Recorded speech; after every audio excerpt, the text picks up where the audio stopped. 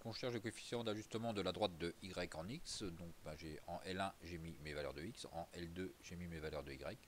Donc statistique, calque, droite de régression, ligne rectiligne. L1 et ici c'est L1, L2, puisque c'est x et y. Entrée, entrée, entrée. Et j'ai mon résultat, donc 0,30. Donc ici 0,3. Suivant, donc le deuxième, j'ai mis z est égal à ln de x plus 2. Et c'est la droite de régression donc de y en z. Donc statistique, je crée ma liste z. Donc ma liste z, c'est logarithme.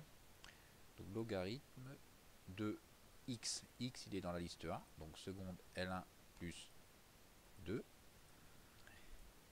Alors c'est la droite de régression de y en z. Donc ça va être stat, calcul, rectiligne. Alors le z, il est dans quel numéro de liste? Dans la liste 3, donc seconde L3. Le y, il est toujours dans les deux, il n'a pas bougé. Donc là, j'ai 6.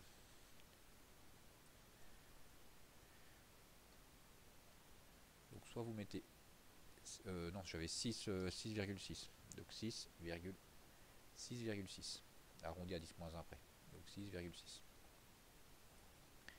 Le suivant, donc détermine le coefficient de la droite d'ajustement de t en x. Et là, j'ai mis t qui est égal à ln de y plus 2. Donc ici, ma liste 3.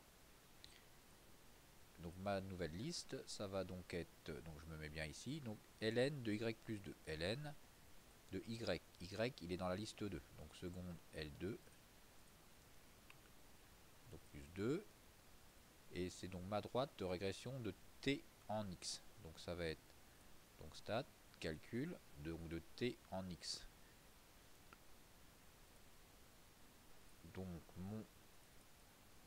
ma variable x, elle est dans la liste L1. Donc seconde L1. Ma variable y, elle est dans la liste 3. Donc seconde L3.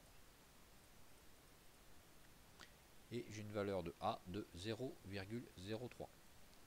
Et là j'avais arrondi à 10 moins 2. Donc 0,03. 0,03. La suivante, alors là j'avais mis de v en u avec u qui est égal à ln de x plus 7. Donc en L3, je vais mettre logarithme de x, donc seconde L1 plus 7. Et en V, en L4, je vais donc mettre ln de y. Donc ln de y tout simplement.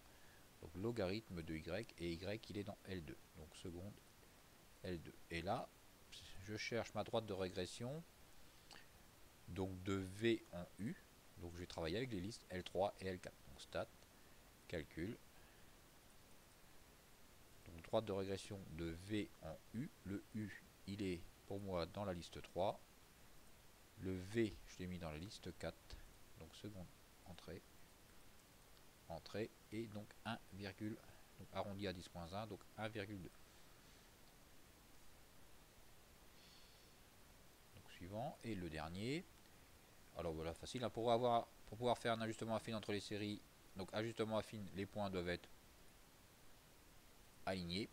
Pour pouvoir valider le modèle, les résidus doivent être répartis de façon homogène. Il doit y en avoir absolument